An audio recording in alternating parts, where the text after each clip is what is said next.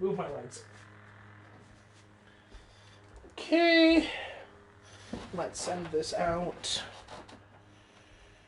At everyone. We are live. There we go. Okie dokie. We are good to go. No, this is supposed to be... Okay, it's fine. It's whatever. Let me pull this up. I'm on mute, right? Yeah, we're on mute. We're good. All right, I'll put this here. Yeah, I don't want to knock it over. Yeah, no, you're good. You're fine. You're fine. No, but yeah, okay, so tell me more about this, some of the books you were talking about. Sure. You were saying Cloak Deception or whatever? Yes. Hey, Bill, what's up, buddy? Yeah, so Cloak of Deception is good. Right. It's sort of like a prequel to Phantom Menace, right, so to speak. The basic gist of it is like there's what was that thing they had in the Marvel, the Sokovia Peace Accords or something? Oh like that? yeah, the Sokovia Accords were like, hey, all you superheroes, you best get registered. Yeah. Okay. It's not really that, but there's this peace talk basically that's happening. The Jedi gotta go and act as mediators, and then some shady stuff's going down behind with Palpatine or whatever. Right. Yeah. So if you like taxation, libertarians everywhere stabbing themselves in the hearts. If you like talk about taxation in space, I'm interested. If you like the Trade Federation, if you like any sort of republic politics, it's a good book. I would recommend it. Which book is this called again? Cloak of Deception. Cloak of Deception. Yeah, okay, I'll take a look at it. Yeah. But yeah. That's a good one. No, you're good. Keep going. You're good. Yeah, that's a good one. Yeah, again, new canon wise, there's a Hot Trash. Dooku Jedi Lost. That's a pretty good one. Actually, I was. What are your thoughts on ebooks? No, sorry, not ebooks. Audiobooks. Oh, I'm fine with them. I there's been 2 or 3 books I've listened to, like just listening over my headphones or whatever. Okay, because like I was mentioning before, Dooku Jedi Lost is written as a script. Right. Originally, it's sort of. God, they use such a pretentious word for it. Damn. But I think it's a cool idea. It's just very hoity-toity. So originally, Dooku Jedi Lost was written as like sort of this audio performance, I guess you could say. Right. And then the script was later printed physically as like a book, right? Right. The benefit of that is that it's not half-assed like a lot of audiobooks is. It's not just some dude going like, the blasters went pew-pew as they... rebounded off the wall, there was a big as the space station blew up, the production quality on the Dooku Jedi Lost is really good. Right. You've got music, you've got lightsaber effects, you've got everything. Mm-hmm. So if you don't mind, I actually have the audio drama. If you want, I can give that to you if you want to listen to that. It's really good. Yeah. It's good. What else? What else is interesting with New Canon? A book I haven't read in New Canon, but I want to. It's called Bloodlines. Okay. Yeah. I've actually heard of this one. Yeah. So hold on. Chat says, "Ayo, is that the gay Italian sea monster from the Disney Pixar movie Luca?" Yes, it is, Bill. You unfortunate scoundrel. Wait, does he mean me? Yes, he means you. Wait, he's not. He's not.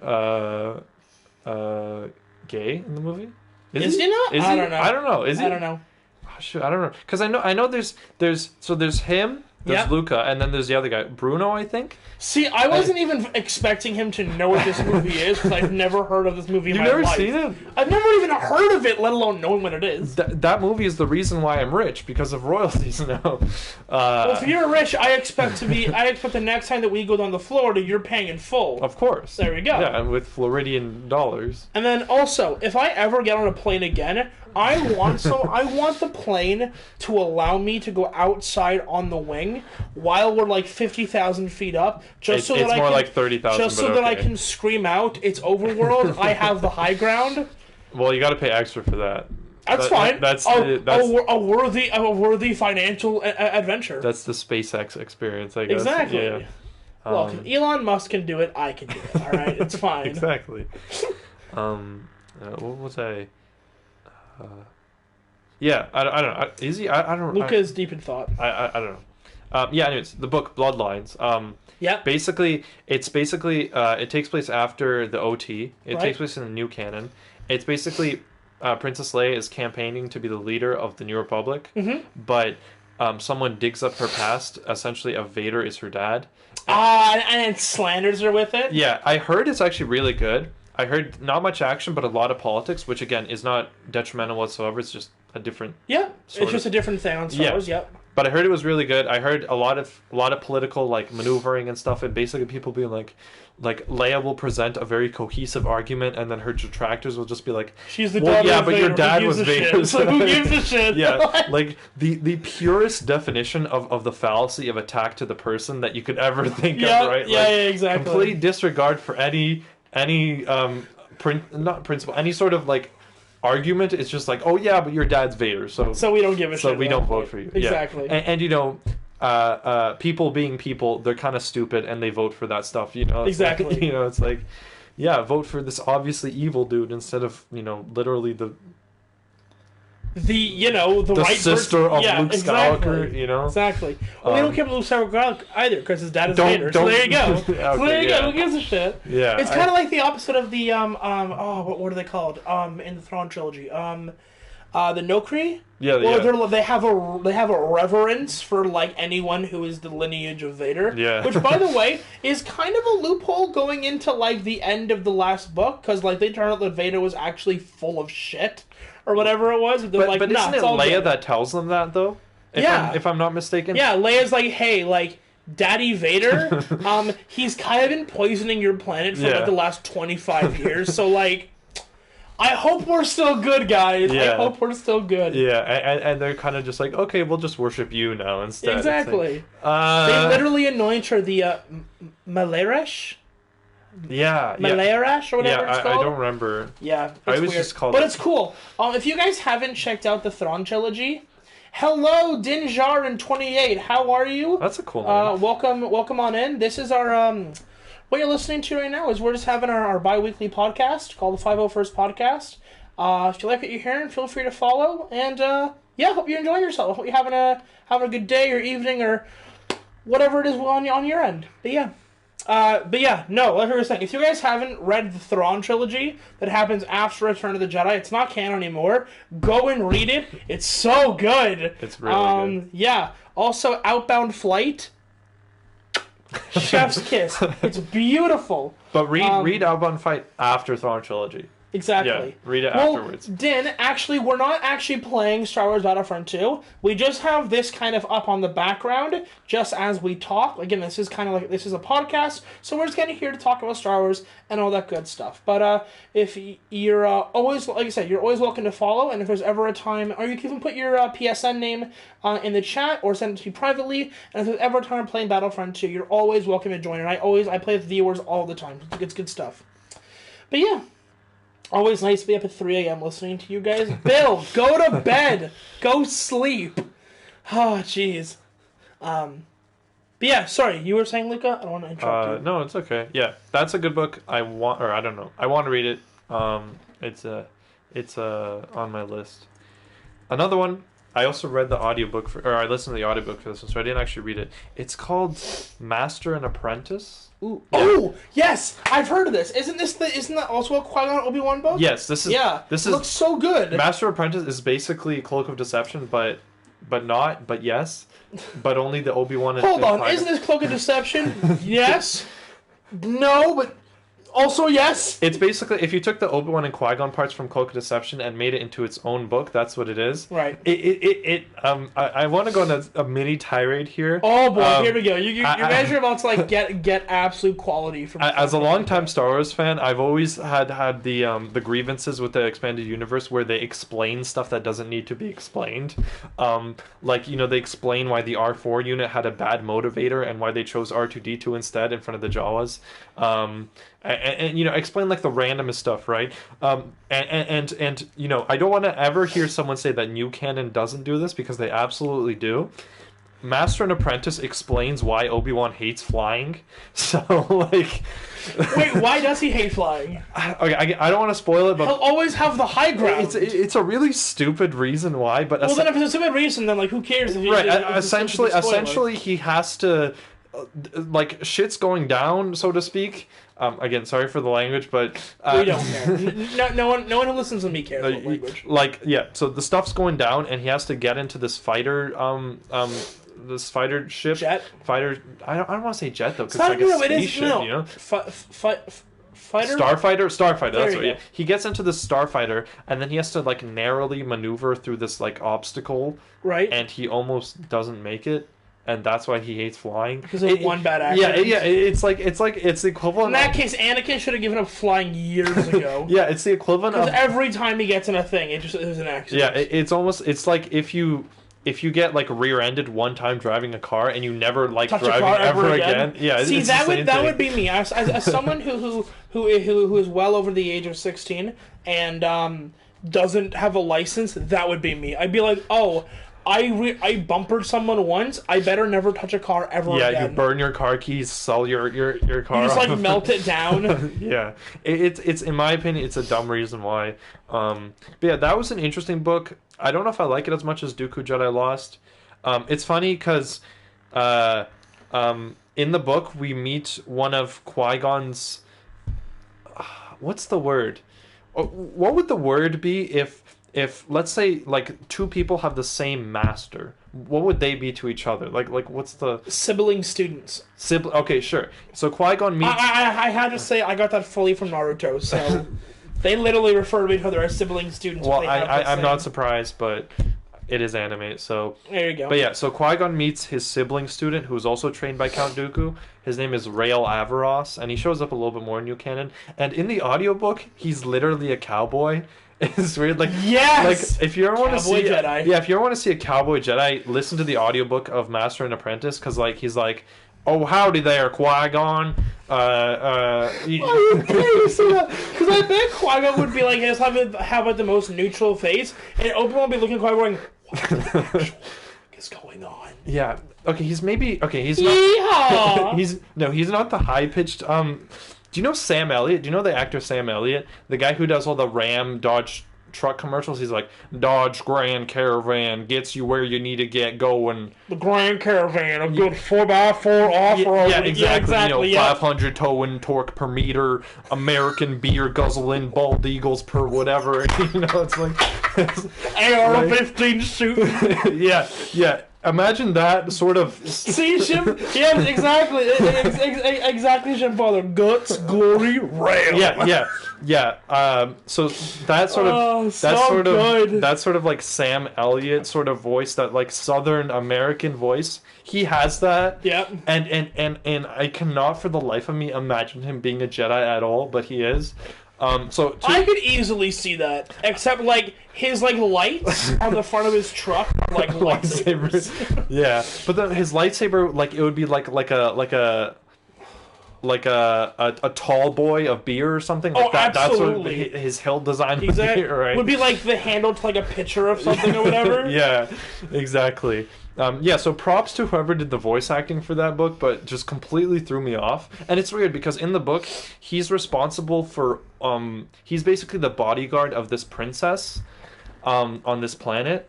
So there's this princess on this planet, and she has to like inherit the throne, so to speak, but she's not of age yet, so she has like a regent, right? Mm-hmm. And basically the regent is kind of a douche, and he, as most regents do, he does stuff that is in the interest of him and not necessarily in the interest of the princess or of the kingdom, so to speak. So you have this interesting dynamic where Rael Averross is like, I don't like that dude, but like his official capacity is not to meddle with politics, it's only to defend the princess's life, so to speak. Yeah, it's an interesting book. If you guys are interested in new canon stuff, there's that. If you like Southern Jedi, good stuff. There's that.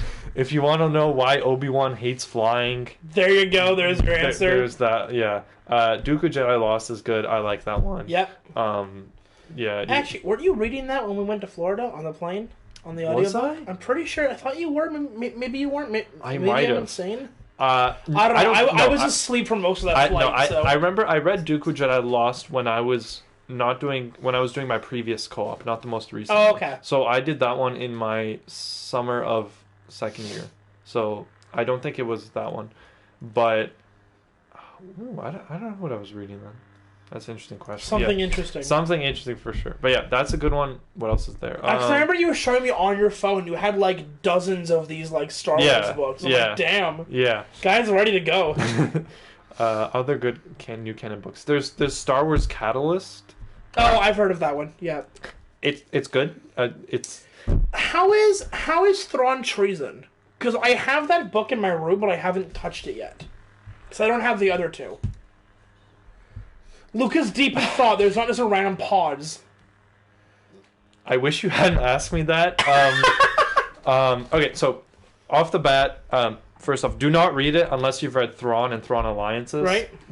It's basically sort of like the new canon version of the Thrawn trilogy, except I will not touch it then. Okay. No, but except it's nowhere near as good, and it's not really the Thrawn trilogy. I kind of lied to you there because it doesn't really deal with like post Endor stuff. It's more it's pre A New Hope sort of. Right. No. Yes. No. Maybe. Hold. Yeah. It's post Revenge of the Sith, pre A New Hope. It's all three of them. Okay. Thrawn Treason, personally, I did not like. Personally, I didn't like. Okay. Again, I don't want to spoil. Okay, I'll spoil a teensy bit. He'll spoil a teensy bit, guys. Don't worry. So the whole book is kind of like, it's kind of like, okay. He's really trying. I can literally see the smoke coming out of his ears. Okay, again, I apologize for any spoilers, but I have to say it. Okay. Spoiler alert in 3, 2, 1. You've been warned. For the book Thrawn Treason. Director Krennic is shoehorned into the book for no reason whatsoever, and he takes up 50% of the screen time of the book when he doesn't need to be, and it is absolutely like don't get me wrong, I like him as a character. I like the whole like Ben Mendelsohn is basically put into the Star Wars universe and nobody respects him, and he's got to like yell at people to get the stuff done, you know. So he's Kylo Ren. He's Kylo Ren. He's Kylo Ren, but if Kylo Ren was actually competent, that's what he is, right? Oh, hold on. You want a Disney Star Wars character to be competent? I do, because he's from Rogue One. So there's that level of expectation if he's from a good Disney Star Wars movie. Right. That right. Sounds weird. A good Disney Star Wars edge. Yeah, Rogue One. Yeah. Bill in the chat said, I'm going to make something amazing and put the two best characters in history together. I'm going to make a Cade Obi-Wan fanfiction. You should. That would probably be better than Thrawn Treason. Yikes! So, okay, yeah, it's not that bad. It's just Bill, you shut your mouth. You know that what you just said is incorrect. Rey is competent, he writes. Well, that's not right. No. The plot makes her competent. She has competency thrust upon her, exactly, so to speak. But yeah, it's like it to me. It feels like two books at once, right, so to speak. So I just wasn't a fan of it. Again, they shoe in Orson Krennic. They shoe in I think Operation Stardust is what it's called. Okay, that's what the because what's her name? Hold. He's thinking. How could I forget her name? Oh my God. Jyn Erso, right? Her dad named the Death Star. Right. Stardust, right? I think after her. I'm pretty sure in Rogue One they refer to it. Yeah, exactly, right? Yeah, so it's kind of like a prequel to Rogue One in a sense, but it's not needed because Catalyst is a prequel to Rogue One, so this is kind of just whatever. But yeah. Look, we print books, we put Star Wars on cover, we sell copies. We make money. That's literally it. Tron Treason. Thrawn Treason. Yeah. We got it. Thrawn Treason for me, not the biggest fan of it. It's okay. Read the first two before you get into it. New Canon Thrawn, the one that's just called Thrawn, is pretty good. Right. It deals about how Thrawn gets discovered and how he's sort of rising up through the ranks. If you like classism, and if you like I'm listening. if you like classism, and if you like xenophobia, then that's the book for you. Well, this took an interesting turn in the evening. Hey guys, you like class issues? Yeah. You like some good old-fashioned xenophobia? I'm not saying read this book. I'm not saying I endorse that. I'm just saying the book deals. The book is basically Thrawn obviously has xenophobia thrust against him because he's a blue alien, and then his protege, who's a human, has classism. Felion? No. It's a new guy. Fair enough. I wish it was Pelion because he is like the Giga Chad 101 Pog champ of the Star Wars universe. And he goes out like a bitch. He's still alive. He doesn't die in the. Oh, whatever. It's not canon. I don't want to spoil it. Anyways, sorry, spoilers. But yeah, his protege is just like a regular human dude, but he's from the Outer Rim, right? So there's discrimination as far as that goes because he's basically looked upon as like a farmer or like you know what I mean? It's like the equivalent of like a country boy arrives in New York City, so to speak. So okay. You know what I mean? Yeah. So that's a good book. Small town girl. I think you would genuinely like Thrawn Alliances, which is the sequel to Thrawn, because Thrawn Alliances, half of it is Vader and Anakin. Oh yeah, so good. It's basically just an excuse for Thrawn to meet Vader and for them to do a little old fashioned like investigative work. Right. But the cool thing is that it's two plot lines going at the same time, and then one of them is a previous engagement where it's Thrawn and Anakin working together. Okay. And then it goes back and forth from like the now, which is Thrawn and Vader, to the past, where it's Thrawn and Anakin. Right. And you kind of get this thing where Thrawn knows that Anakin is Vader, or he knows that Vader is Anakin, but he's not super sure, but he kind of wants to like deduce it, sort of. So you mean he knows that Vader and Anakin are two separate entities? No, he knows that it's the same person, and even Thrawn will admit that. Wrong. Like you know when Thrawn will deduce that they're the same person. You know? So there's a comment in chat. Bill, you're absolutely correct here when you say this. Whenever Austin hears Vader or Anakin, I swear he literally wets himself. That is entirely not correct. Wrong. This is correct. Look, if someone says Vader or Anakin near me, I sit up in record time. All right. You were saying. Yes. Go on. Yeah. Yeah. They're two separate people, right? Vader is one entity and Anakin is another. They're two separate entities, yes? It's the same person, and to say otherwise would just imply that people are not liable for their actions. Change my mind. I disagree. Vader is liable for his actions, and Anakin is liable for his. There you go. Done. But they're just appended to one another, because it's I agree, but that would require them to be two separate beings, which I also agree with. No, it's the same thing. Like, all he did was put on the suit. That's it. No! That is my argument, sir. No. Walks into court. Your Honor, my client has been accused of murder. What is your argument against? No. He didn't do it. No. He's not guilty. I disagree, Your Honor. Yeah. Yeah, that's a good one. Yeah. Thrawn treason, Yeah. Yeah, it's kind of Even the new Thrawn, the Thrawn trilogy, the other one they have with the Chiss Ascendancy, right? What's it called? Chaos Rising, Greater Good. It's called Chaos Rising, Lesser Evil, Greater Good. That one's good too, but it's kind of it kind of reminds me. Is it good or is it greater good? It's just good. I don't know. It kind of reminds me, and I hate to say this, but reading that book, it kind of reminds me of like the United States showing up to like a foreign country and being like, "Hey guys, you want democracy?" And they're kind of like, "No, we already have that. We like," and they're like, we don't do that here." And they're like, "Oh no, you trust me, you want it, right?" Yeah, I kind of get that. Point M16 with lethal intent. Yeah. No, I swear you want this. Yeah, I kind of get the same vibe while reading the newer Thrawnish trilogy, because the Chiss kind of have like the whole like non-aggression thing. They're like, we protect our borders. We only get attacked we only attack if someone attacks us first. Yeah, and then you have Thrawn, who's literally like going off into these other parts of the galaxy, right? He's like, "Yo, dudes, what's up?" And then the dudes, understandably, are like, "Get out of our territory." And he's like, "Nope. No, you know, and nope. Fire the cannons." It's the dumbest thing ever, and I hate it because it's like, and I could be misinterpreting this, right? I could be misinterpreting, but what happens is Thrawn shows up, right? Yeah. In this orbit of a planet, right? The planet is under no jurisdiction for the Chiss Ascendancy whatsoever, right? Thrawn shows up, right?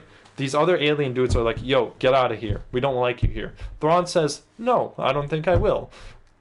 Understandably, the alien dudes shoot at him, and the Thrawn's like, oh, this is an act of aggression. Now I can terminate them. Strike them down. You know what I mean? Like, you're not wrong, but it just You're kind also of not right it just either. kind of bothers me a little bit because it's like they're stretching this to the maximum at this point. You know, To be fair, okay, to play devil's advocate here, Yeah. I'm spoiling something for Outbound Flights. If you haven't read it, I'm giving you your spoiler warning. 3, 2, 1. Okay, spoilers, should we go? Okay, that is somewhat consistent because in Outbound Flight, we do see him go, well, I know we're supposed to wait until we're attacked to strike back, Right. but what if we know or think that they're going to be a threat to us in the future? Is it ever moral or ethical to do a preemptive strike or, say, provoke them into an attack and then justify it with the Chiss code? So, again, I haven't read that particular book, but seems kind of consistent at least. It's definitely consistent with like Look, Thrawn's. I'm not going to strike them first. If I just keep... It's like poking the bear. Yeah, And then when the exactly. bear attacks you, you're like, what the hell, my dude? It's like, look what the bear made me do, right? It's the meme. It's the meme where it's the guy sitting on the couch, the guy with the gun, Yeah. and the guy on the couch says something or whatever, and then he shoots him, and then he's like, why would he make me do that? Yeah, it's literally that. And like, you're right, it is consistent. It just kind of bothers me because in my opinion, it's done better in Outbound Flight because you have like a mad Jedi on board who's like willing to like do whatever he has to do to get his Power. you know. And then in the Chiss trilogy, they kind of just like assume that these guys are bad guys, and they kind of just portray them as bad guys. So it's like, cool, I get it. They're bad guys. So you the know? OT. No. Hey guys, you see these stormtroopers? These are the bad guys. Why? Don't worry about it. They're the Yeah, bad guys. they're just bad guys. Yeah. These guys, they're just all in black. That's how we know they're the villains. Well, the stormtroopers are dressed all in white, actually. It's very interesting. So yeah, you know, so it's like, huh. Oh, who You knew? know, I get Vader's dressed in black, but Well, I guess it's the whole like juxtaposition or whatever. yeah, it's like, yeah, I can see that. Because like if all the good guys are dressed in white and all the bad guys are dressed in black, it'd be kind of weird. Yeah, and then what you have is you know, when you look at the greatest movie of all time, Return of the Jedi, Wrong. and no, objectively factual, Heretic. you look at Return of the Jedi, and you know, Luke on screen here, clad entirely in black. I will put on his Hoth outfit right now. Don't do it. You know. I will put on his New Hope skin. And then you're like, hang on, he's a Jedi. He shouldn't be, you know, dressed like this, Exactly. right? And then you're kind of like, oh, but wait a minute, he's a Jedi, but he's sort of skirting the line with the dark side. Yeah, And what's that? A white flap underneath yeah, his exactly. black outfit? I love that so much. Like, is it on the nose? A little bit, but is it the one of the greatest examples of visual storytelling ever? Absolutely, it is. And anyone who disagrees otherwise is wrong. I'm just gonna say Flat out. it's wrong. Yeah, it's like it's genius, right? Because you look at any movie nowadays, right? And it's like they would just say, oh, he's bad, right? They're like, this guy murdered a bus full of school children. That's why he's bad, right? You know, and it's like, okay, we have that expository dialogue that sets up why the villain is the villain. But you look at Return of the Jedi, and you know, you have this visual representation of Right. of like someone who is supposed to be the good guy, but maybe isn't Entirely good. entirely good, right? Or is not entirely sure about that. And I just love that visual representation, right? And it's so interesting because you have Vader who's looks the same as he always does, right? But Vader's mannerisms in Return of the Jedi Are very different, right? This is like the questioning Vader. This is the Vader who doesn't Even know what to believe even anymore. and if I may, I don't want to interrupt you, but if I may, even in and including the way in which he delivers it, and this is something that only came to my attention maybe I'd say a couple days ago because I was rewatching it. I was like, oh shit, I never actually noticed. This is the great thing about rewatching the Star Wars movies is you see something different every single time you watch them. You're like, oh, I hadn't known before. Anyways, if you watch the way in which James Earl Jones says Vader's lines in A New Hope and Empire, right? It's very commanding, confident. It's very, you will do this or you will be force choked. But when he talks to Luke in Return of the Jedi, it's softer. Mm-hmm. It's a little bit more, ooh, I don't know if I'm doing the right thing. I mean, you look at the line, Obi-Wan once thought as you. It's very much like he's reminiscing. He's getting his, past back. He's thinking about, I don't know about this anymore. And I love that line where he says, he's like, nothing can save me now. No. It's like, that's so good. It's like... It is too late for me, son. Yeah, it's like he recognizes, like, you know what I mean? It's just, okay, I can rant about how amazing Return of the Jedi is all the time. But yeah, I just... like that, As long as we understand that Luke is wrong and Empire is the greatest film that ever exists. No, incorrect. But yeah, I love that visual representation, and I wish they do more of that nowadays, right? Well, this is the thing, and if I may go off on my own little tangent at this point. Absolutely. I think that's why movies that have come out recently, and by recently I mean in the past, I would say 2 or 3 years. That's why I think movies like Joker were so successful, not only at the box office, but also with, reviews and critics, because you didn't just have your plain old good guy, bad guy, you had a deep, intricate, declassification of why a person is the way they are, and I can tell you, I would bet you every cent in my bank account right now, right, that if you gave a survey out to people as they were leaving the Joker film, and you asked them, who is the villain in the Joker film, every single one of them, or I would be willing to say 90% of them, if not all of them, would say society, and the Joker is the true victim of the story. In which case, think to yourself, if you believe the Joker is the victim of the story, does that make Batman the villain? Well, here's the thing, because even watching Joker, I never really saw him...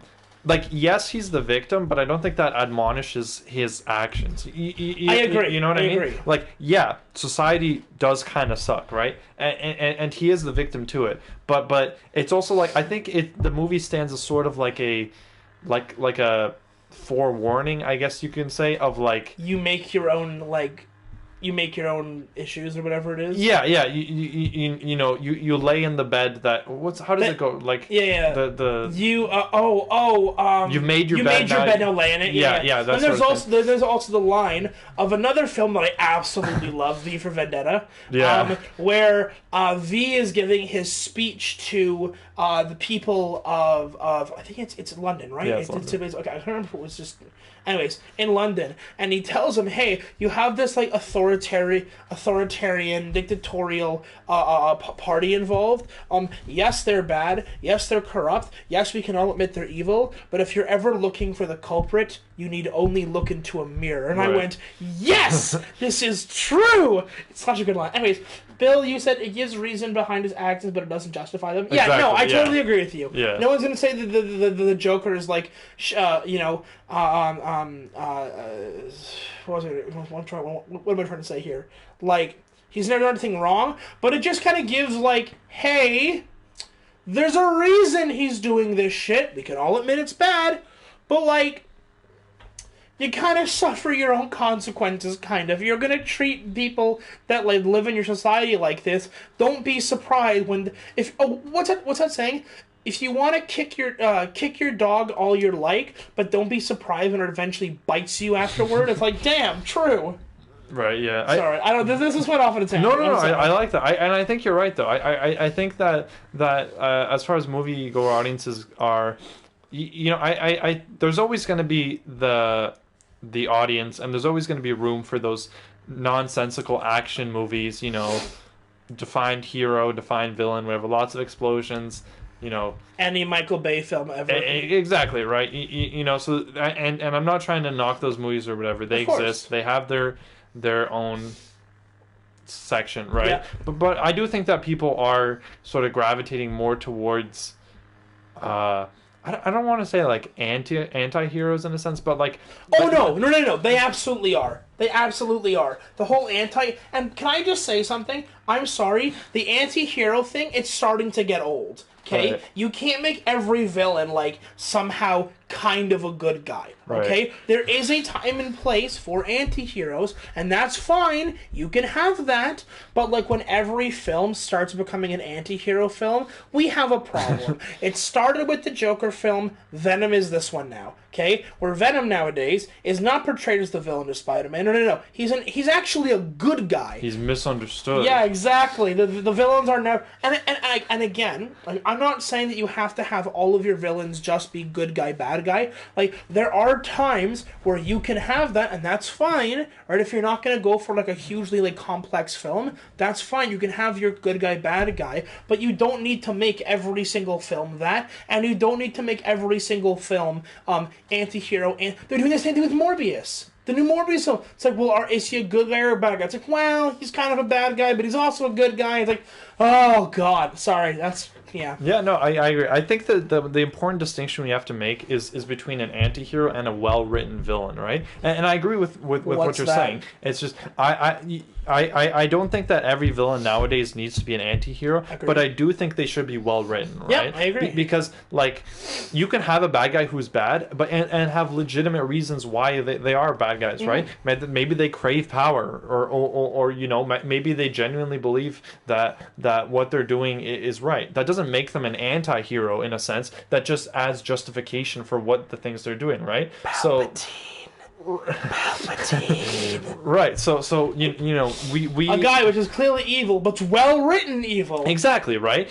I would never say he's an anti-hero because he's not. No, you know, he's the personification of the dark side in a sense, right? But quote George Lucas, he's the devil. Yeah, that's the point. Yeah, but like the way he talks and the way he rises to power, it's all well written. It makes him an interesting villain, right? Yeah. So we don't need anti-heroes for everything, right? No. I just think we need well-written antagonists, right? And that's well-written characters all around. Sure, absolutely. That goes without saying, right? It's like no, I know. It's just some people Disney haven't seemed to gotten the picture yet. Yeah. But yeah, I don't know. That's an interesting sort of observation. I would be willing to not fully forgive the sequel films.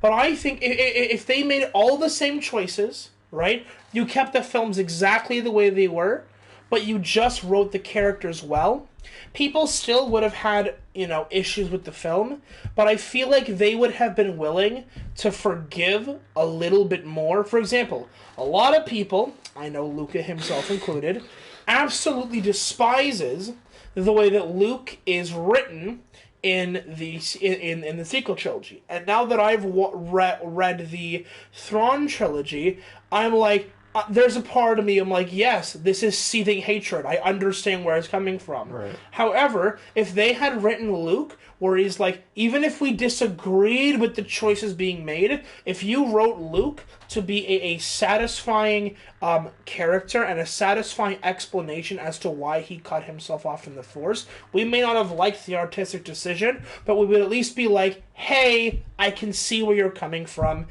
We don't like it, but we get it. Right? This was just, no, stop, get help. yeah, no, I agree. You know, it's like I feel like they just needed more time to sort of do this, right? Because you look at Force Awakens, right? Luke doesn't show up to.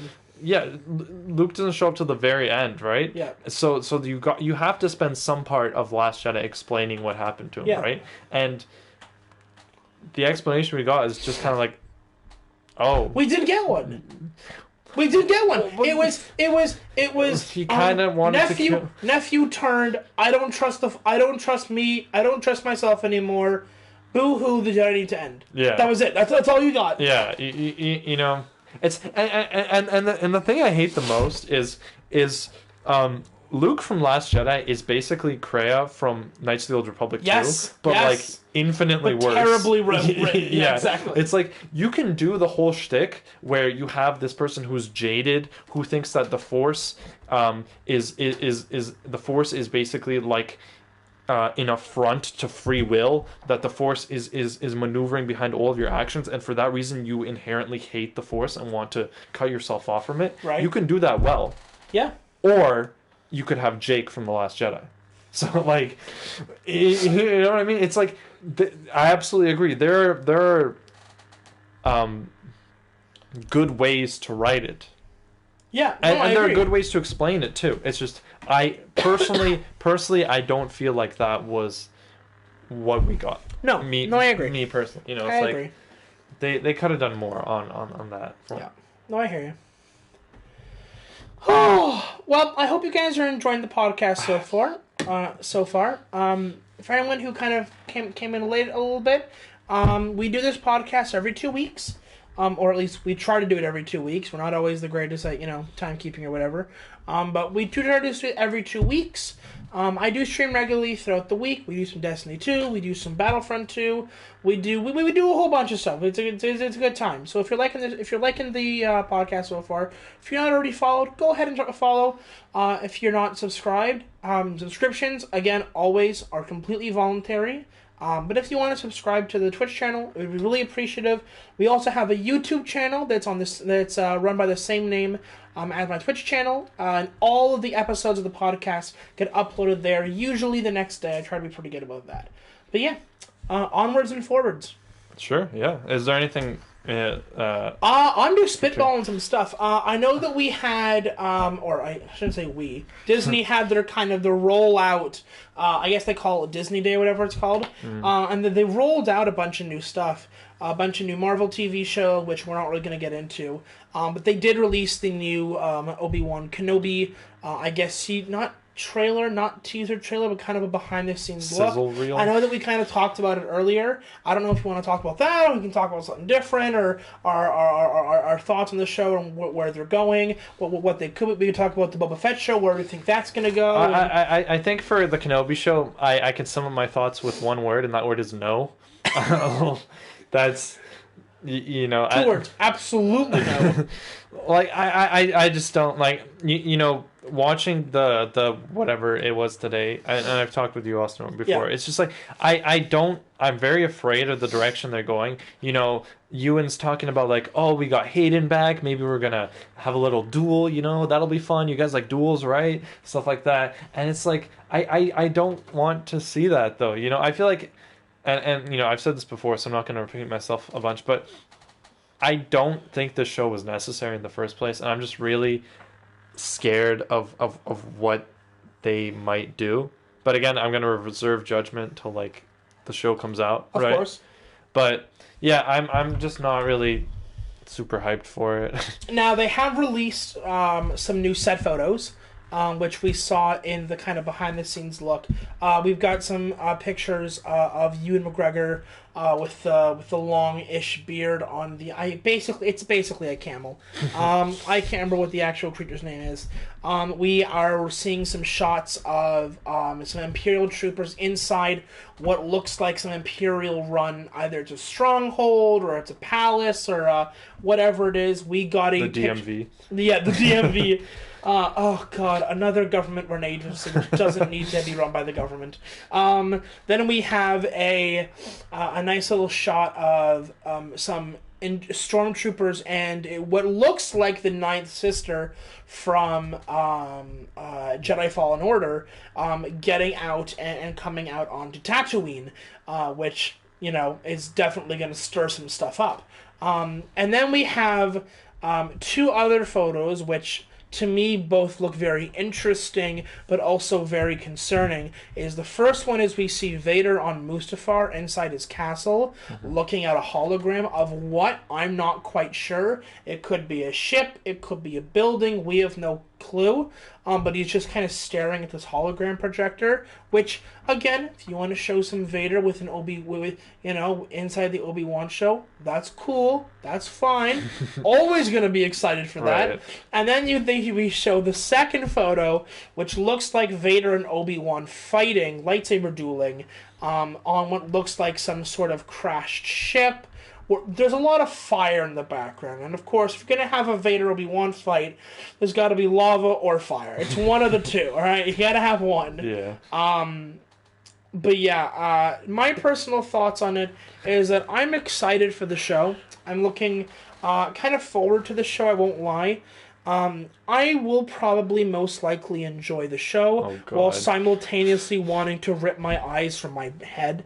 I do agree with Luca on the point of, does this show necessarily need to exist? My opinion is probably not. I was okay with the story of he's just a hermit. He chills with Luke until, A New Hope or whatever. But again, if you want to give an Obi-Wan show, outlining his, deep psychological trauma from Order 66 and having to basically kill Anakin, I'm okay with that as well. I'm hoping that we see, I don't know if this is confirmed or not, I think it's confirmed, that we're getting Liam Neeson, obviously not in person, but just him voice acting, which I'm kind of hoping we get Obi-Wan meditating and we kind of hear Qui-Gon talking to him, which would be kind of cool. I'd like to see that, but don't have him fight Vader. Please don't have him fight. We're gonna get it, but please don't have him fight Vader. I think there's no reason for it. For me, if Obi-Wan leaves Tatooine, or if Obi-Wan faces Vader, and it's not a dream sequence or a flashback or anything, I'm done at that point. If either of those two things happen for me, I'm writing it off. I just don't. Here's my question. Yeah. Let's say hypothetically, I don't know how many episodes we're getting, whether it's 6 or 8 or it's supposedly supposed to be a short series, so just 6 or 7 episodes or whatever. Let's say hypothetically we get the duel with Vader halfway through the series. Will you watch the other half? I don't know. The fact that he's pausing should give some concern. I don't know. I think I'll have to reserve judgment till that actually happens, but I don't know. I mean, if we're going to do a podcast about it, then I guess I'd have to watch it. We don't have to, or we can do the podcast episodes up until that happens, or whatever you want to do. I'm really down for whatever. I don't know. Because at that point, we'll also have Book of Boba Fett, so there'll be other things to talk about as well. At that point, I'm not sure, but maybe I would not watch the rest of it. What if Obi-Wan leaves Episode 1? Leaves Tatooine Episode 1? Nope. Nope. That's it. We're done. We're done. No, that. No. I don't. At that point, I don't care anymore. It's I don't. Luca looks like he's about to throw himself in the building. In a video game, Twitch, don't get me canceled. I don't know. I just don't. We'll see. That's all I'm gonna say. We'll see. You're done. But exactly. We're done. I'm not excited for the prospect of that. I didn't want to ask, actually. Of course. Ask away. I know you didn't really want to get into the Marvel stuff, but what have they announced as far as the Marvel? Anything interesting? Let me pull up there's a photo that I saw online. Let me see if I can try to find it. Disney Day Marvel reveals, I guess that would be the correct term. Right, because I don't really care much about it. Oh, here we go. We got this. It's just loading up. I apologize for my slow either internet or my computer's dying. So, we are getting the 1997 X-Men TV series. They're uploading that to Disney+. Good, because I love that show. We are getting a show called Echo.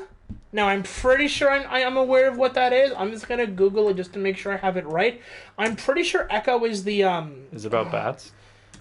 No, I'm pretty sure it's this girl that basically is mute, but she's able to talk through, echoing other, I'm pretty sure, I don't know. Echo Marvel, here we go. Echo is a fictional superheroine arriving in American comic books published by Marvel Comics, the adoptive daughter of the Kingpin. The character has been depicted as a supporting character of Daredevil. Oh, I get, the whole sound motif, I guess they're going for. Yeah, kind of thing. And then they have also announced... Where is this? Hold on. There we go. So we're getting Echo. We're getting a TV series called Spider-Man Freshman Year. Okay. Is it animated or is it? It looks like it's if you look at the picture here, it looks like it's animated. It looks like that old 2003 cartoon Spider-Man TV series that we got on YTV and Nickelodeon or whatever. They've released Agatha House of Harkness. So for those who don't know, Agatha was the villain from the WandaVision TV series. She basically tried to suck out Wanda's, I guess you would say, magic, and it ended up reversing on her, and Wanda basically stripped her of her magic, and she basically became the Scarlet Witch with the whole comic accurate outfit and all that good stuff. So we're getting that. We're getting a show called Marvel Zombies. Okay. Sure. She-Hulk was released. Or announced. That's the one I think. That's probably the third or fourth one that I'm looking the most forward to. Miss Marvel was obviously not released, announced. Is that gonna be with Brie Larson? Or no, she's Captain Marvel. She's Captain Marvel. Miss Marvel, the one from the Avengers video game with the stretchy hands, Mr. Fantastic, but like not. We're getting Moon Knight with the guy. That's cool. Oscar Isaac is Moon Knight. That looks. Yes, he's playing Moon Knight. Why is Oscar Isaac in everything nowadays? I've seen some of the set photos. It looks fantastic. That's the one I'm looking the most forward to. Also, I'm hoping we get some overlap between him and Black Panther because they both get their powers from Egyptian gods. So, well, Moon Knight is just like Marvel Batman, sort of. Yeah.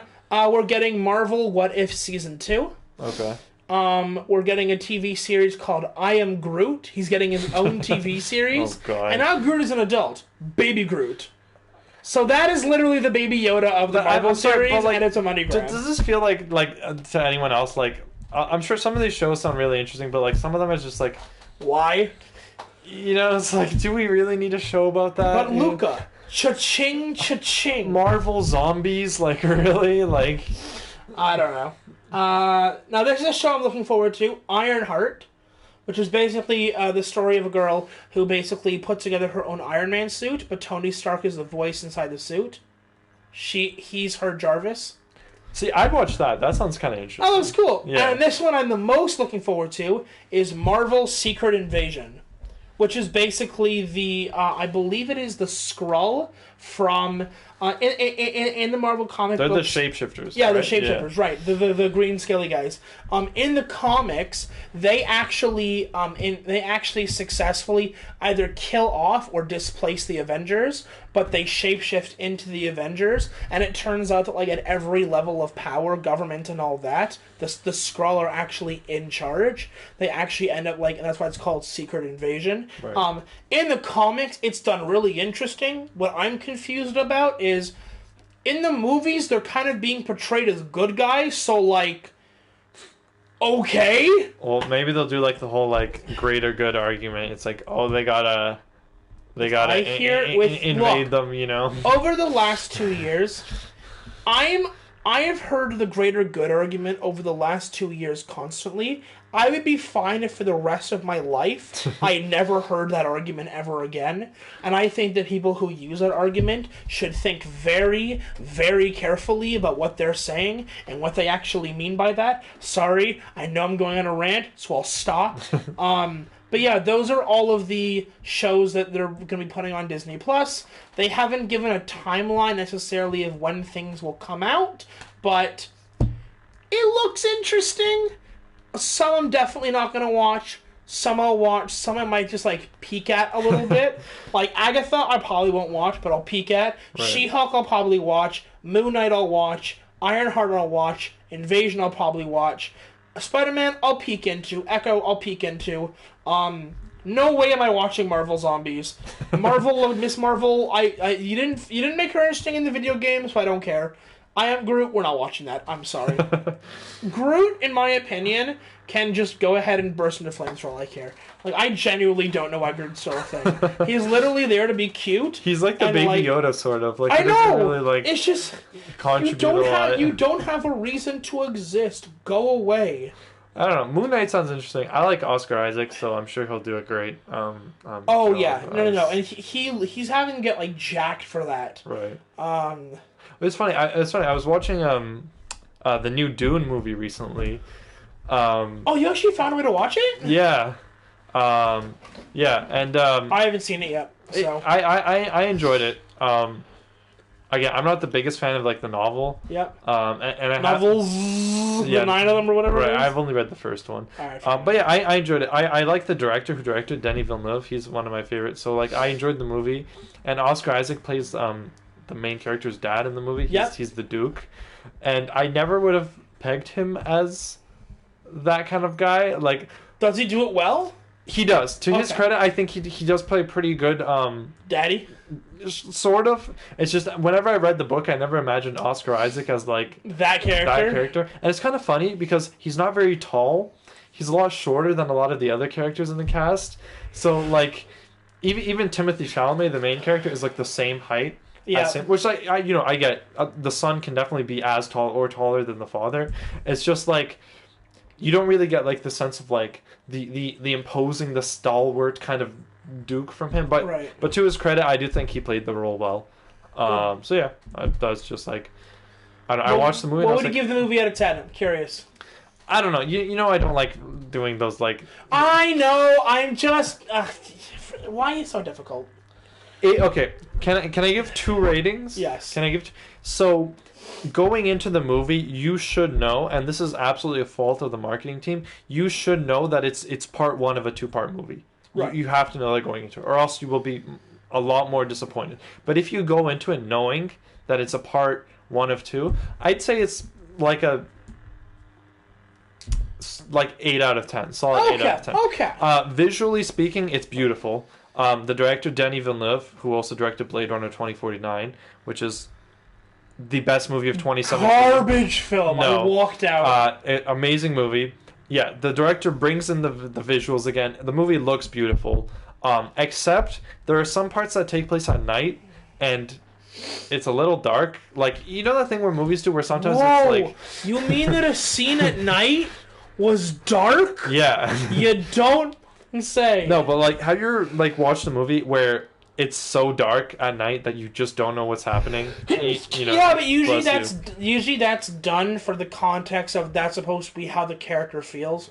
I get it. Like, I've seen some like Vietnam era films or whatever, or not era films, but films that take place during Vietnam, and like you'll have like the invasions in the middle of the night, and it's so dark you can't tell, but that's the point of it because the character doesn't know what the hell's going on. Yeah, maybe that's the point, but I just feel like there are times when the scenes could have been a little brighter to kind of like show what's going on. God, why can't the nighttime be brighter? Yeah. Well, they literally live on a desert planet, so like there's a lot of sunlight. But does it have 2 suns? It has 2 moons actually. I don't think it has 2 suns. It has 2 moons. I have a question. Didn't the book Dune come out before Star Wars? It did. I did. But if you're gonna say that that Star Wars is a ripoff of Dune, I wasn't gonna say. Okay. I was just gonna say, from what I understand of Dune, it's considered like the sci-fi that all other sci-fi or space operas are based off of in some way. Because I know in Dune, again, I haven't seen the movie yet, but I know in Dune they have an emperor. You have the desert planet. You have the fall from royalty joins a rebel band kind of thing. You have the what are those?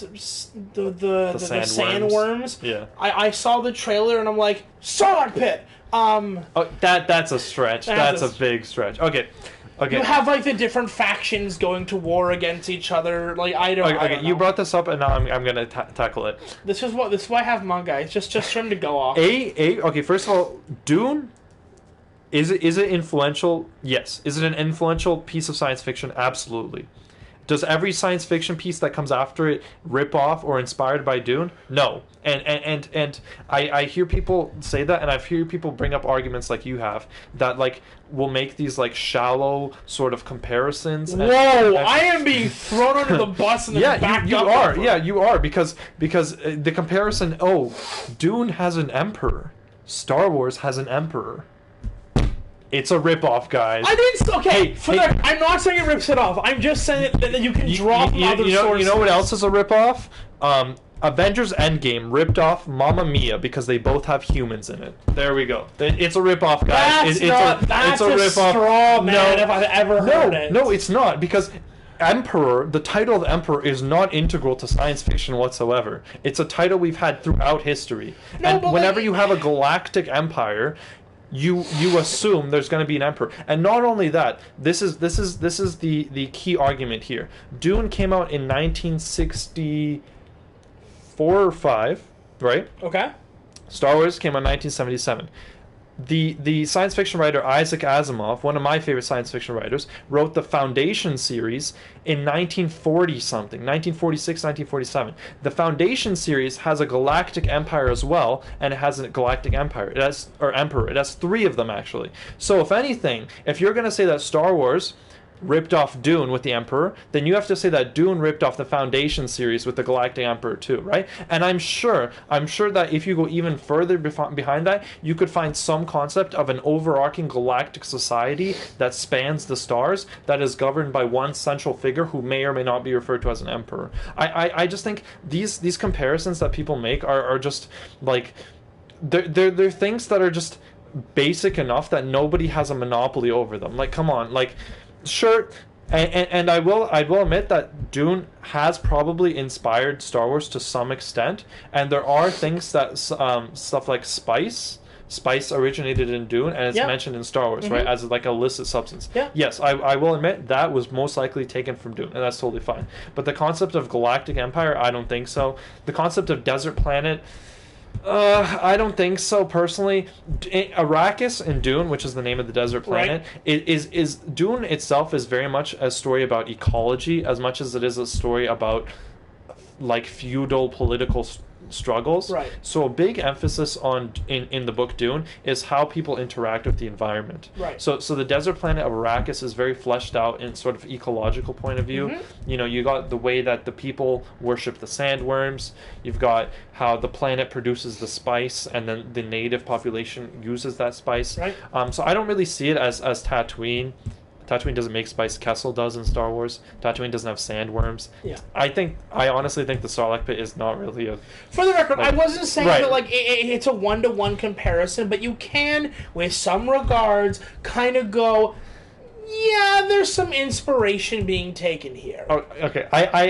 Sure. I think there's some inspiration, but... Okay, go ahead. Before you go forward, Shimfather in the chat says, whoa, whoa, whoa, do not diss Mamma Mia like that.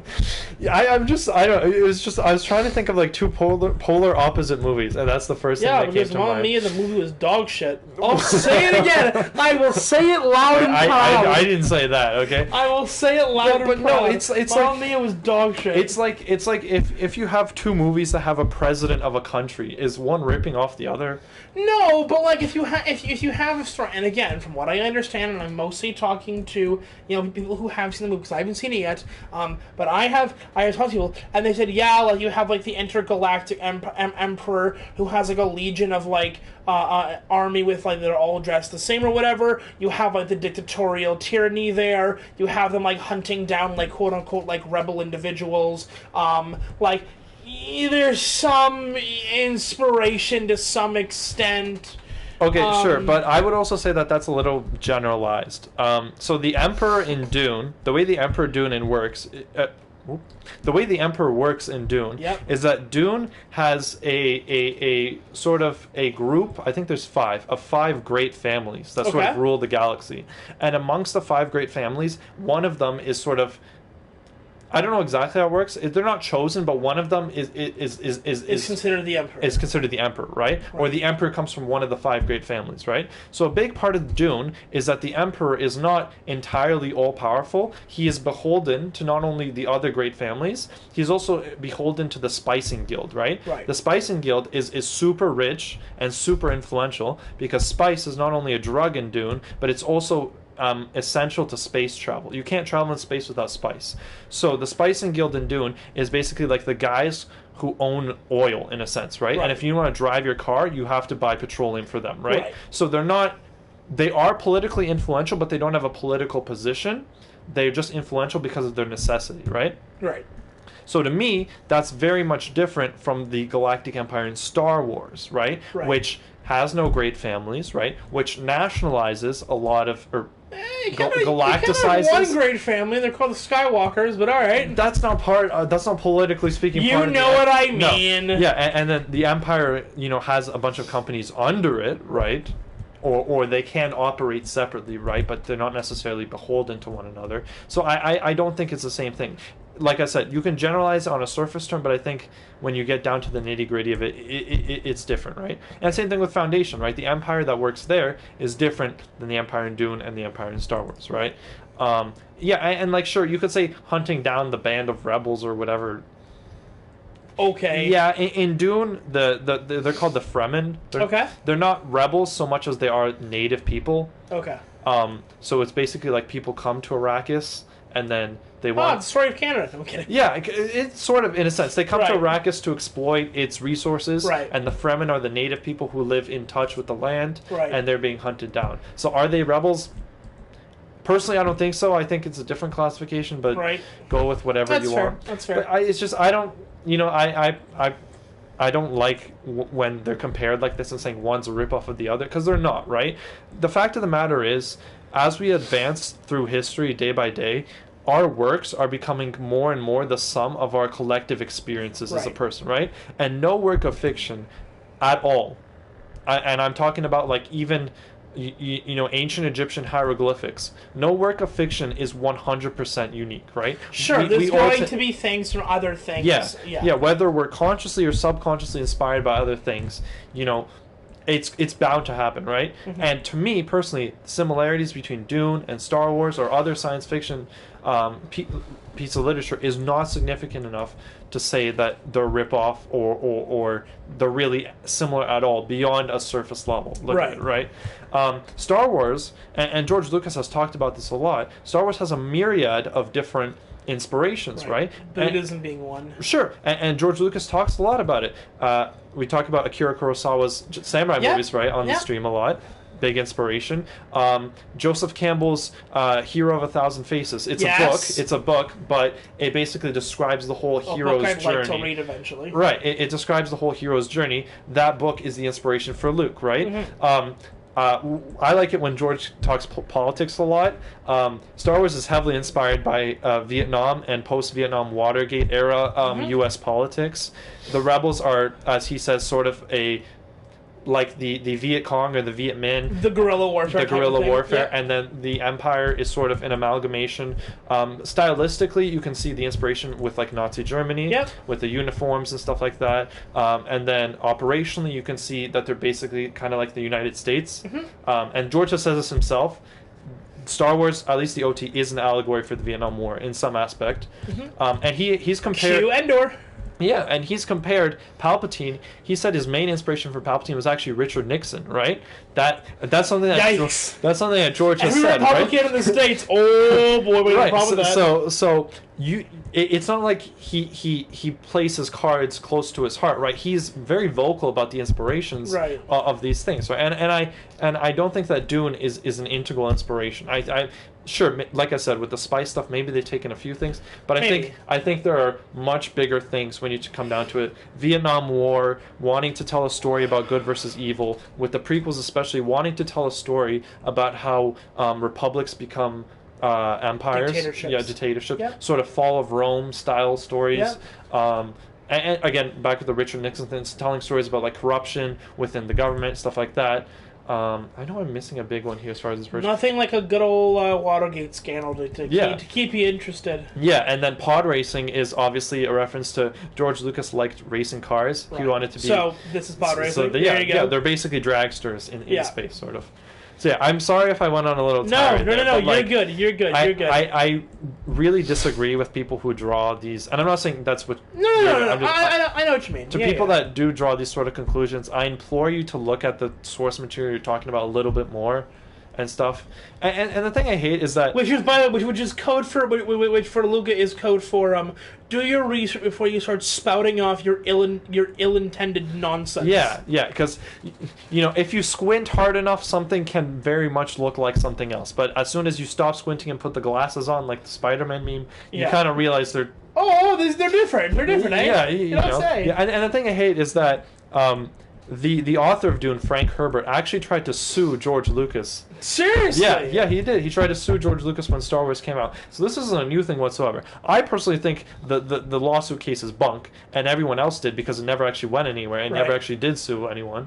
But, there you go. So, that's something that happened, right? I still think George should sue Disney. Agreement or no agreement, he should sue Disney. I don't know. Shipfather said Mamma Mia was a cultural reset. You know what? Hold on. I'll actually agree with you on that one. It was a cultural reset. Have you ever noticed how life has gotten worse after Mamma Mia came out? Look at that. When did Mamma Mia come out? The movie with Meryl Streep. By the way, no, I'm talking about the Japanese manga called Mamma Mia with you know. I don't need your goddamn sass. I really don't. Obviously, the movie. You know. No, because you also have the stage production, which was existed long before the movie. I'm not talking about the stage production. It came out in 2008, and the sequel came out 10 years later. Wow. 2008 was when the Clone Wars TV show came out. Exactly. So I guess that was the beginning of the end. Hold on, are you saying life has only gotten better after Mamma Mia? Have you existed the last 2 years with COVID-19? It's gone up? Really? You want to hedge that bet? Okay, well, we don't need to get into... Sorry, I was it's like, okay. Whew. Yes, life has gotten better. All right. I see how it is. Yeah, I don't know, like... Good stuff. I think the real question is...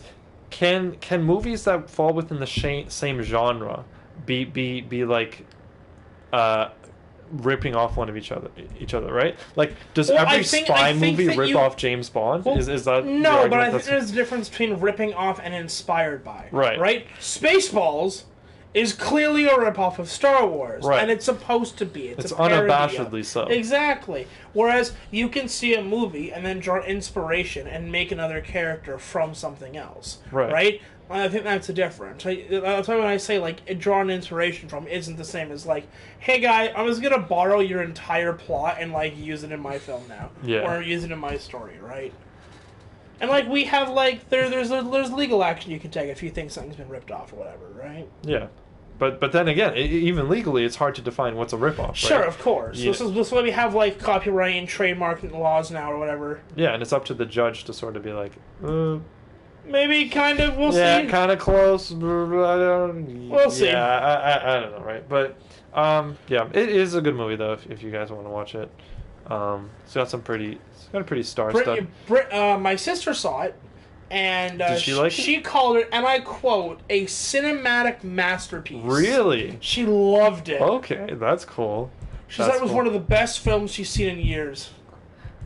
That might be the case because I don't think there's a lot of competition nowadays. So. Well, I actually agree with her. That's because she hasn't watched Star Wars in years. That's why. Well, so I mean, when I saw Blade Runner 2049, I said the same thing. I was like, this is the best movie in years. Like, Blade Runner 2049 is the equivalent of human excrement left on an LA sidewalk to stink up the neighborhood. Wow. Okay, so it's Naruto, right? I literally walked out of Blade Runner 2049. It was that bad. Okay, people do stupid things all the time. It's not justification for anything, you know? Like, you know, someone crashes their car. It's not a justification for drunk driving. Like, you know? She clearly hasn't seen Mamma. She has seen Mamma Mia. That's the funny thing. She has. But it was good. I liked it. What was I gonna... Oh, there's one thing I hate. What's your opinion on Mamma Mia? Are we 2 thumbs up or are we 2 thumbs down? It's okay.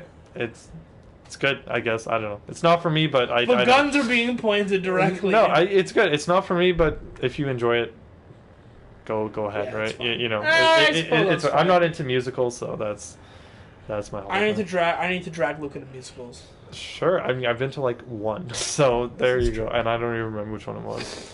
But yeah, there's one thing I really hate about Dune as far as the universe goes. Shitfather, sure, Luke, yeah, What? That's literally all it says. Yeah, sure.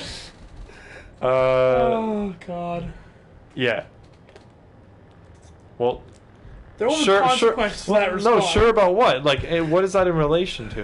What did I say? That I liked it? That it was okay. It is. I think it's okay. I don't know. Like, Luke, as he faces the fire, I didn't do it. I'm sorry. I'm sorry. You know. Oh God. Yeah. Anyways, in Dune, they have laser weapons, right? Yep. Death Star. I mean, there's the... Okay. kidding. Okay. Luke is literally gonna throw walking. Okay. They have personnel weapons, right? So lightsabers. No, they have weapons that people can carry that shoot lasers, right? Okay. So blasters from Star Wars. Yeah. Okay, whatever, fine. They have okay, he's literally wants to combust. No, but out of every science fiction trope, the trope of like a laser weapon or ray gun has to be like uncopyrightable at this point. No, because every single one. Exactly. You think of science fiction, you think of the pew pew pew. You know, it's like everybody has. Set it to stun, Mr. Spock. Exactly right. Like Dune didn't invent it, Star Wars didn't invent it, Foundation didn't invent it. It's been there forever. You know. Yeah. I'm sure. You know, like you look at like in 1903, right? You have like the film like Georges Méliès' A Trip to the Moon, right? That has laser weapons in it or like ray guns in it, right? You know, yeah. So like, anyways, nobody uses laser weapons to shoot each other though, because in Dune they have like personal like shields, right? They have, like shields, and apparently this is so stupid. If the laser comes in contact with the shield, it creates a nuclear explosion, right? So everybody in Dune fights with melee weapons instead, and I hate that. That actually sounds boss. I hate that so much, and watching the movie, I just couldn't get that out of my head. I read the book, and I heard the explanation, and I was like, that is stupid. I don't So wait, like if they shoot the laser thing at a planet or a base or something, there's a shield around it? No. So imagine... Hold on. Okay, so the lasers I'm talking about are ones that are carried by people. So imagine like your equivalent of like a firearm. So like an assault rifle or a pistol, just shooting lasers instead, right?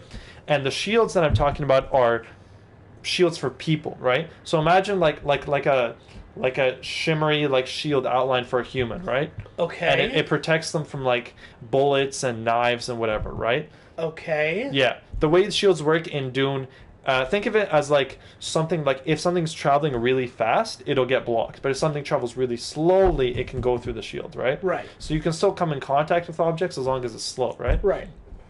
So if the laser from the guns, the blasters or whatever, comes in contact with the shield, it creates a nuclear explosion. So people are just walking around being a potential nuclear bomb? Yes, and that's why nobody uses lasers in like an anti-personnel role in the series, right? As far, at least to my knowledge, I couldn't. Why would they not also develop that type of shield for like tanks or like machinery or entire planets? I don't know. Again, I'm not super into the lore. I just read the first book, and that's what they say, and I thought that was really dumb. Okay. And like, yeah. So if you watch the movie, all of the action devolves into like hand-to-hand combat with like knives and swords and stuff, and that's cool. I just don't really care for it because like it's a science fiction movie. You heard it here first, folks. Luca disagrees with hand-to-hand or melee weapons. Time to denounce lightsabers. That's different, okay. Brightly colored laser swords. What's not to like? Yeah, so I didn't really like that part. Right. It's just. Nah. It's whatever, you know. That's fair. I feel like there are parts of like science of like when you write a story, there are things that you add that can improve a story, right? Yeah. There's background that you can add to make the reader engage with the story more. Right. In my opinion, adding that doesn't add anything. It's just an excuse for people to go shing shing, you know, like stab, you know, like Shing, ding. yeah. So that's what. But yeah, it is a good movie. Yeah, that's that. Fair enough. Well, it is 11:40 p.m. I don't know if you want to talk about anything else tonight, or if you want to any final things you want to say, or any other topics you want to talk about. I don't know. I'm for this week. I'm thinking we've covered a lot today. I guess. This has been an educational topic. There you go. It has, you know. Been apparently sandworms are the same as Sarlacc pit, so there you go. You go. I'm never gonna. You heard it here first, folks. I'm never gonna hear the worm is the same as the giant mouth in the ground. Look, I bet if that worm pointed its mouth up right at the surface, it would look like a Sarlacc pit. I mean, the scale is off though. Like the worms are pretty big. That's fair. The Sarlacc's just the Sarlacc pit's also pretty big. Yeah, but it's not that big. If you did like a length by width thing, it's got a pretty girthy diameter. All right. So yeah, I don't know. It's That's fair. Yeah. I don't know. I think that's it. I think that's everything. Unless the chat wants to bring up anything. Yeah, chat, do you guys have anything you guys want us to talk about? We've got about another 20 minutes or so. If you guys want us to talk about anything in specific, go over anything, or, yeah. If you do, let us know. Just type in the chat. We'll be here, and we'll wait like a minute or so, and if we don't see anything, we'll wrap it up. But yeah. Good times. Good freaking times. Are there any movies that you're looking forward to seeing? Or? That's tough. I do want to see Morbius. Mm-hmm. Because I want to see Jared Leto knock that movie out of the park. Because he got so much shit for Joker and Suicide Squad. I really hope he can do like a comeback film. I really want to see the Steven Spielberg directed West Side Story that they're doing. Oh, I didn't even know they were... It's going to be released sometime in December, I'm pretty sure, like on Christmas, so it's instantly up for some sort of Academy Award. Of course. Right? Because any film that's like released from like November 20th to like the end of December is Academy Award worthy. Right. Which is why I was surprised Dune got released so early. I would assume that would be up for something. Even if it's just like cinematography. Yeah, definitely like visual effects or cinematography or a score or something. Yeah. So I'd like to see that. There's a horror film that's coming out, I think sometime next year. I think it's like the first like January or February, whatever it is, called The Black Phone. So basically what it's, I know, simplistic, but the concept is actually really interesting. So basically you have this town, I guess like this like little small town or whatever, and all these kids have gone missing. Right? No one knows why, but they've all gone missing. And then you have there's the trailer basically shows these kids joking around, talking about like, oh, he's gonna get you, he's gonna get you, he's gonna get you, and eventually one of the boys actually does get kidnapped, and he gets kept in this room, and the guy actually looks pretty creepy. So he has this mask which covers like his, like I'd say like from his eyes downward, like so you see his eyes, right, but it's like right under his eyes and downward, and he basically keeps this kid locked up. However, there's a phone that keeps ringing. And one day, and again, I'm assuming all of this from the trailer, right. So I could be completely off my rocker here. But he picks up the phone, and he's listening to this other kid talk to him. But it turns out all the kids he's hearing on the phone are like the spirits of all the kids this guy has killed before. And they basically help him escape. Like, he's gonna do this at this time, so you better do this. They teach him how to pick locks. They do all this other stuff, right? And eventually, and the end of the trailer is really, like, I actually got a little bit freaked out watching it, because it's I don't do well with, like, a camera pointing at someone, and then they sprint. It creeps me out.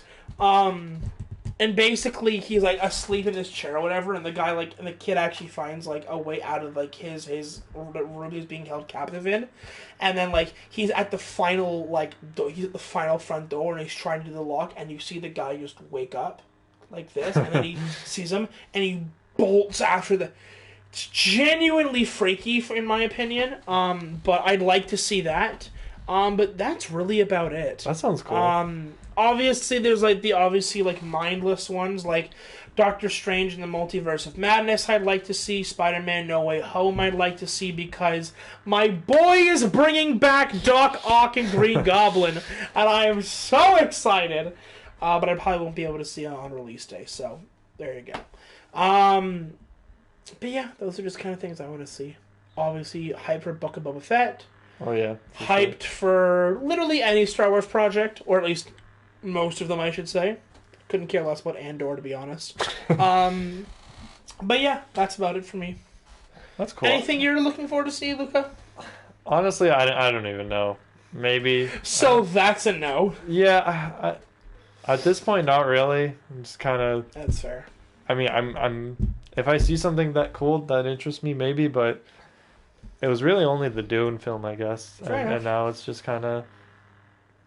meh. Yeah, I'm good now. That Black Phone movie sounds kind of interesting. I feel like you're like a bear, right? You come out of hibernation every couple of months to see something that interests you. You consume it, and then you go back into your cave to like sleep for another 6 months. You're like, I have had my fill. Back to bed. Right? Yeah. Yeah. I guess I don't know. Maybe I'm just a little picky with what I like to. Luca would definitely be a black bear.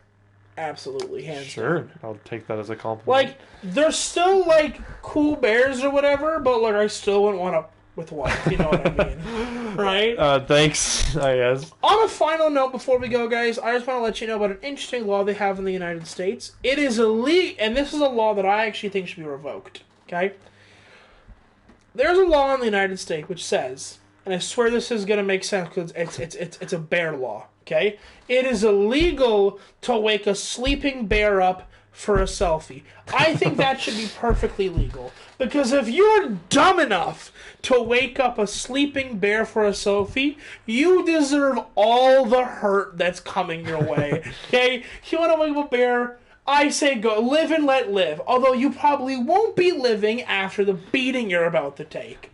Well, my question is like, what is the what's the word I'm looking for here? Like, what's the legal justification for the law? No. What's the what happens if you are arrested for that? Like, what's the consequence? What's the penalty? Is it like 20 years in jail? Or like, like no a way. fine? Like, it can't be like capital murder here, right? Like, it's. I'm about to be a fugitive. Yeah, that's true. Good luck with that. You know, it's like we wish you well in all of your. It can't be that hefty of a fine, you know. Well, you know what? Let's Google it. Oh boy. Let's Google it. This is gonna be like that time you Googled that specific word for Lando being into Lando being into droids. Dude, I was put on an FBI watch list that night. They're like, oh, he's Googled it. What is the penalty for waking a sleeping bear for a selfie?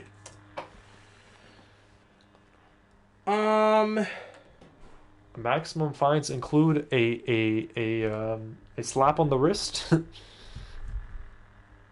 It doesn't say what the.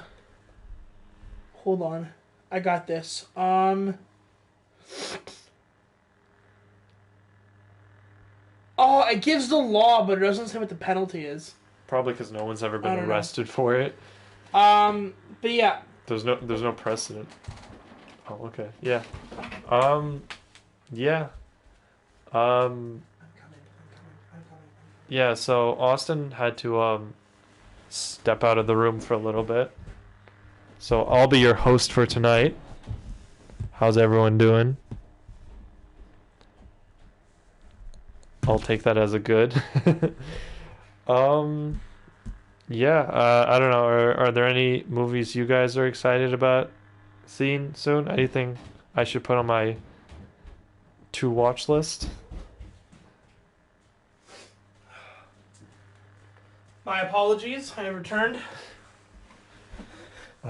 Guess not. Okay, well, I think on that note, I think we're going to call it a night.